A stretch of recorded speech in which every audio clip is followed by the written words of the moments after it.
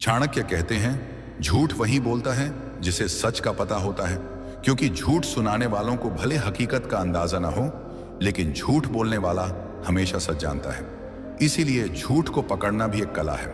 नमस्कार दोस्तों, स्वागत है आपका डे इंस्पायर्ड यूट्यूब चैनल में। आज का यह वीडियो बेहद खास है, क्योंकि आज हम एक ऐसी कला सीखने जा रहे हैं जो जीवन में हर कदम पर आपके काम आएगी। झूठ को पकड़ने की कला।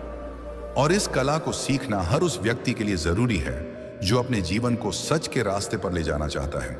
इस वीडियो में हम जानेंगे कि कैसे आप झूठ को आसानी से पकड़ सकते हैं, किन संकेतों पर ध्यान देना चाहिए और किन सावधानियों को बरतना चाहिए। लेकिन उससे पहले मैं आपको एक कहानी सुनाता हूं जो चाणक्य और उनके शिष्य चंद्रगुप्त की है। यह कहानी आपको न केवल प्रेरित करेगी बल्कि यह भी सिखाएगी कि कैसे चाणक्य ने अपने तीक्ष्ण बुद्धि और अवलोकन से झूठ को पल भर में पकड़ लिया। तो इस वीडियो को अंत तक जरूर देखें, क्योंकि आज आप कुछ ऐसा सीखने वाले हैं जो आपके जीवन को बदल सकता है। चलिए शुरू करते हैं। एक दिन चंद्रगुप्त अपने गुरु चाणक्य के पास आए। उनके चेहरे पर एक अजीब सी बेचैनी थी, मानो वे कुछ छिपा रहे हों। चाणक्य ने उनकी ओर देखा और शांत स्वर में पूछा, चंद्रगुप्त, क्या बात है? तुम्हारा मन आज कुछ उदास क्यों लग रहा है? चंद्रगुप्त ने हंसते हुए जवाब दिया, गुरुदेव, कुछ नहीं, बस युद्ध की तैयारियों में व्यस्त था। सब ठीक है। लेकिन उनकी आंखें कुछ और कह रही थीं। चाणक्य ने गौर किया कि चंद्रगुप्त की मुस्कान बनावटी थी और उनकी आवाज में एक हल्का सा कंपन था। चाणक्य ने मुस्कुराते हुए कहा, चंद्रगुप्त, तुम मेरे शिष्य हो, तुम्हें मुझसे कुछ छिपाने की आवश्यकता नहीं। बोलो, क्या बात है? चंद्रगुप्त ने फिर हंसकर टालने की कोशिश की। गुरुदेव, आप भी ना हर बार मेरे मन की बात पढ़ लेते हैं। सच में कुछ नहीं हुआ। लेकिन चाणक्य को समझने में देर नहीं लगी। उन्होंने 2 मिनट के भीतर चंद्रगुप्त का झूठ पकड़ लिया। चाणक्य ने शांत लेकिन दृढ़ स्वर में कहा, चंद्रगुप्त, तुमने जो कहा वह सच नहीं है। तुमने कल रात एक गुप्त बैठक की थी जिसमें तुमने कुछ सैनिकों के साथ मिलकर एक योजना बनाई, और वह योजना तुम मुझसे छिपा रहे हो। क्या मैं सही हूं? चंद्रगुप्त स्तब्ध रह गए। उनकी आंखें आश्चर्य से फैल गईं। उन्होंने हिम्मत जुटाकर कहा, गुरुदेव, मैंने तो बड़े आत्मविश्वास के साथ झूठ बोला था। आपने इतनी आसानी से कैसे पकड़ लिया? कृपया मुझे यह कला सिखाइए। चाणक्य ने हंसते हुए कहा, मेरे शिष्य, झूठ पकड़ना कोई जादू नहीं, बल्कि एक कला है जो अवलोकन, धैर्य और बुद्धि से आती है। आज मैं तुम्हें यह सिखाऊंगा कि कैसे तुम झूठ को पकड़ सकते हो और हकीकत को जान सकते हो। लेकिन पहले मैं तुम्हें एक और कहानी सुनाता हूं जो तुम्हें इस कला का महत्व समझाएगी। एक छोटा सा गांव था, हरा भरा, शांत और ईमानदार लोगों से भरा हुआ। उसी गांव में एक व्यापारी रहता था। उसका नाम था धर्मदत्त। धर्मदत्त की घी की दुकान पूरे गांव में प्रसिद्ध थी। लोग कहते थे कि उसके यहाँ का घी सबसे शुद्ध होता है, गाय के ताजे दूध से बना, सुगंधित और स्वादिष्ट। धर्मदत्त की दुकान पर हमेशा भीड़ लगी रहती थी। दूर दूर से लोग उसके यहाँ घी खरीदने आते थे। उसका कारोबार खूब फल फूल रहा था। उसके पास धन, नाम और मान सम्मान सब कुछ था। लेकिन मनुष्य का मन बड़ा चंचल होता है। धन मिलने के बाद भी लोभ का नशा उतरा नहीं। समय बीतता गया। धीरे धीरे धर्मदत्त के मन में लोभ जाग उठा। उसे लगने लगा कि यदि वह घी में थोड़ा सस्ता तेल मिलाए तो उसे अधिक मुनाफा होगा। उसकी दुकान तो वैसे भी प्रसिद्ध थी, कोई शक नहीं करेगा। पहली बार उसने बहुत डरते डरते यह काम किया। उसे उम्मीद नहीं थी कि लोग इस बात को समझ पाएंगे। लेकिन आश्चर्य, उस दिन भी उसकी सारी घी बिक गई। न किसी ने घी की गंध पर शक किया, न रंग पर। यह देखकर उसका विश्वास बढ़ गया। अब वह हर रोज घी में तेल मिलाने लगा। लागत घटी, मुनाफा बढ़ा। उसका बही खाता सोने जैसा चमक उठा। उसने नया मकान बनवाया, दुकान और भी बड़ी कर ली, गांव के मंदिर में दान देना शुरू कर दिया ताकि लोग उसे धर्मात्मा समझें।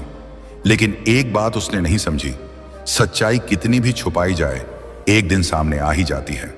गांव के कुछ बुजुर्गों ने धीरे धीरे घी की गंध और स्वाद में फर्क महसूस किया। बच्चों को घी खाने के बाद पेट दर्द होने लगा। कुछ गृहिणियां बोली, पहले जैसा स्वाद नहीं रहा। लेकिन कोई साहस कर उसकी शिकायत करने न गया, क्योंकि धर्मदत्त अब बड़ा आदमी बन गया था। पर गांव में एक साधु आया। वह दूर दूर से यात्राएं करता था। जहां भी जाता वहां के मंदिर में रुकता और लोगों के मन की बातें सुनता। जब वह इस गांव पहुंचा तो उसने भी धर्मदत्त की दुकान से घी खरीदा। घी सूंघा, उंगलियों पर घिसा और एक हल्की मुस्कान उसके चेहरे पर आई। साधु ने गांव के लोगों को बुलाया और पूछा, क्यों भाई, क्या तुम्हें नहीं लगता कि इस घी में कुछ गड़बड़ है? लोग चुप रहे, डर के मारे कुछ कह न सके। साधु मुस्कुराया और बोला, ठीक है, कल सुबह गांव के मंदिर में सब इकट्ठे हो जाना, वहां इसका सच सामने लाऊंगा। अगले दिन सुबह पूरा गांव मंदिर में इकट्ठा हुआ। साधु ने धर्मदत्त को भी बुलाया। सबकी आंखें उस पर टिकी थीं। साधु ने एक कटोरी में घी लिया, उसमें थोड़ी रुई डाली और दीपक बनाया। जब घी के दीपक को जलाया गया तो उसमें से काली धुआं निकली और बदबू भी आई। सब लोग हैरान रह गए।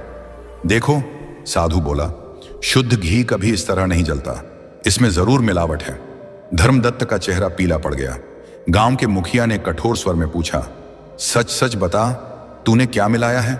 धर्मदत्त ने बहुत कोशिश की झूठ बोलने की भी, लेकिन साधु की तीखी नजरों और गांव वालों की आंखों से बच न सका। आखिर उसे कबूल करना पड़ा, मैंने घी में सस्ता तेल मिलाया है। गांव में सन्नाटा छा गया। जिन लोगों ने सालों से उस पर भरोसा किया था वे शर्मिंदा महसूस करने लगे। धर्मदत्त रो पड़ा। उसने कहा, मैंने लालच में आकर यह पाप किया, मुझे क्षमा करो। साधु ने शांत स्वर में कहा, देखो भाई, धन कमाना बुरा नहीं है, पर बेईमानी से कमाया गया धन कभी सुख नहीं देता। तूने जो भी दान मंदिर को दिया वह व्यर्थ गया, क्योंकि उसका मूल पाप से भरा था। धर्मदत्त ने सबके सामने वचन दिया, आज से मैं कभी मिलावट नहीं करूंगा। गांव वालों ने भी उसे एक मौका देने का निश्चय किया, लेकिन साथ ही ठान लिया कि अब वे हर वस्तु सावधानी से खरीदेंगे। चंद्रगुप्त, इस कहानी से तुम्हें क्या सीख मिली? सबसे बड़ी सीख यह है कि मनुष्य चाहे कितना भी चालाक हो, सच्चाई को छिपा नहीं सकता। झूठ का पर्दा एक दिन हट ही जाता है। दूसरा, व्यापार में ईमानदारी सबसे बड़ा धन है। जिसने इस सत्य को पकड़ लिया वही सच्चा व्यापारी बनता है। इस कहानी का तीसरा पहलू भी है, लोगों की आंखें। यदि एक भी व्यक्ति सजग हो जाए तो वह पूरे गांव की आंखें खोल सकता है, जैसे उस साधु ने किया। इसका अर्थ है कि जब समाज की आंखें बंद हो जाती हैं तो बेईमान लोग पनपते हैं, पर जब जागरूकता आ जाती है तो बेईमानी का अंत हो जाता है। और चंद्रगुप्त, इस साधु ने सिर्फ व्यापारी को नहीं सुधारा, पूरे गांव को सिखाया कि आंखें बंद करने से सच्चाई नहीं छुपती। यदि गांव वाले शुरू में ही सच को पहचान लेते तो घी मिलावट से बच्चों को कष्ट न होता। इसलिए राज्य चलाते समय या किसी भी पद पर रहते हुए तुम्हें भी सजग रहना होगा। जब कोई दरबारी तुम्हें चापलूसी करे तो उसकी बातों के पीछे छुपे इरादों को देखना। जब कोई सलाह दे तो उसके मन की सच्चाई को पकड़ना। हर शब्द, हर व्यवहार, हर मुस्कान के पीछे का सच समझना। और याद रखना, जो व्यापारी लोभ में पड़ा वह अपनी प्रतिष्ठा खो बैठा। आज भी गांव वाले उसे शक की नजर से देखते हैं। मनुष्य के जीवन में एक बार भरोसा टूट जाए तो दोबारा वह पहले जैसा नहीं बनता। चंद्रगुप्त ने सिर झुकाकर कहा, आचार्य, मैं समझ गया। मैं राज्य में और जीवन में सच्चाई को ही सबसे बड़ा धर्म मानूंगा। चाहे कितना भी लालच सामने क्यों ना हो, मैं कभी अन्याय और धोखा नहीं करूंगा। तब चाणक्य ने कहा, चंद्रगुप्त, मैं अब कुछ ऐसे नियम बताने जा रहा हूं जिनकी मदद से किसी भी व्यक्ति के झूठ को बहुत आसानी से पहचान सकते हैं। लेकिन इस कला में धैर्य, सूझबूझ और निष्पक्षता जरूरी है। तो आइए एक एक नियम को ध्यानपूर्वक समझते हैं। नियम 1, शारीरिक हाव भाव पर ध्यान दें। जब कोई व्यक्ति झूठ बोलता है तो सबसे पहले उसके शरीर की भाषा बदलती है। चाहे उसकी जुबान कुछ भी कह रही हो, लेकिन उसके हाव भाव सच्चाई को उजागर कर देते हैं। इस नियम को समझना बहुत आसान है।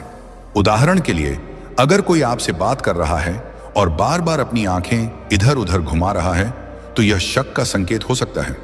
सामान्यतः जो व्यक्ति सच बोलता है वह सामने वाले की आंखों में निडरता से देखता है, लेकिन जो झूठ बोल रहा होता है वह सामने नजरें मिलाने से बचता है या बार बार नीचे देखता है। कई बार लोग अपने मुंह या नाक को बार बार छूते हैं। यह संकेत है कि वे तनाव में हैं। जब दिमाग झूठ गढ़ता है तो शरीर तनाव महसूस करता है और हाथ अनायास ही मुंह, नाक या गर्दन की ओर बढ़ते हैं। इसके अलावा पैरों की हरकत भी बहुत कुछ कहती है। झूठ बोलने वाला व्यक्ति बार बार पैर हिलाता है, कुर्सी पर असहज होकर बैठता है या बार बार पोजीशन बदलता है। ये सारी हरकतें उसके अंदर चल रही घबराहट का परिणाम होती हैं। नियम 2, आवाज के उतार चढ़ाव को समझें। दूसरा महत्वपूर्ण नियम है व्यक्ति की आवाज पर ध्यान देना। जब भी कोई इंसान झूठ बोलता है तो उसकी आवाज में हल्का सा फर्क आ जाता है, चाहे वह इस बात को खुद भी ना समझे। उदाहरण के लिए, अगर कोई व्यक्ति सामान्य बातचीत में धीमी आवाज में बात करता है, लेकिन किसी खास प्रश्न पर अचानक उसकी आवाज तेज या कर्कश हो जाए, तो यह संकेत हो सकता है कि वह उस सवाल से असहज है। इसी तरह यदि उसकी आवाज में अचानक रुकावट आने लगे, जैसे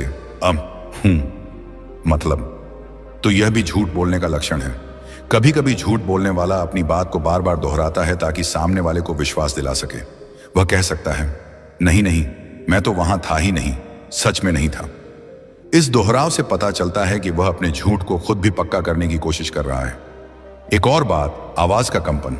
घबराया हुआ झूठा व्यक्ति चाहकर भी अपनी आवाज को पूरी तरह स्थिर नहीं रख पाता। उसकी आवाज में नमी, हल्की कांप या तेजी आ जाती है। यह कंपन एक अनुभवी श्रोता तुरंत पकड़ सकता है, परंतु यहां भी सावधानी जरूरी है। कुछ लोग मंच पर बोलते समय या जब वे किसी अनजान व्यक्ति से बात कर रहे होते हैं, तब भी घबराहट के कारण ऐसे संकेत देते हैं। इसलिए केवल आवाज के आधार पर निष्कर्ष न निकालें। उसके चेहरे के हाव भाव, आंखों की गति और शारीरिक स्थिति को भी साथ में परखें। नियम 3, कहानी में विरोधाभास खोज। जब कोई व्यक्ति झूठ बोलता है तो उसकी बातों में विरोधाभास होना स्वाभाविक है। सच केवल एक होता है, इसलिए जो व्यक्ति सच्चाई बोलता है उसकी कहानी हमेशा एक जैसी होती है, लेकिन जो झूठ बोलता है उसे अपनी बातों को बार बार बनाना पड़ता है और इस चक्कर में कहीं ना कहीं वह गड़बड़ कर बैठता है। उदाहरण के लिए मान लीजिए कोई कहता है कि मैं कल पूरे दिन घर पर था, लेकिन थोड़ी देर बाद कहता है कि मैं दोस्त से मिलने बाजार गया था। यह विरोधाभास है। दोनों बातें एक साथ सच नहीं हो सकती। ऐसे ही लोग अपनी बातें बदलते रहते हैं और झूठ की परतें खुलती जाती हैं। यदि आप शांति से, धैर्य के साथ उसके पहले और बाद के जवाबों को जोड़ेंगे तो आपको ये अंतर दिखने लगेंगे। खास तौर से तब जब आप उससे अलग अलग तरीके से एक ही बात पूछें। कई बार वही सवाल दोबारा पूछने पर उसका जवाब बदल जाता है। यह भी झूठ का संकेत है। सावधानी रखें, कभी कभी इंसान सच में भी भूल सकता है, इसलिए इस नियम के साथ साथ दूसरे नियमों का भी ध्यान रखें। नियम 4, भावनाओं की गहराई को परखें। जो व्यक्ति झूठ बोलता है उसकी भावनाएं भी अक्सर बनावटी होती हैं।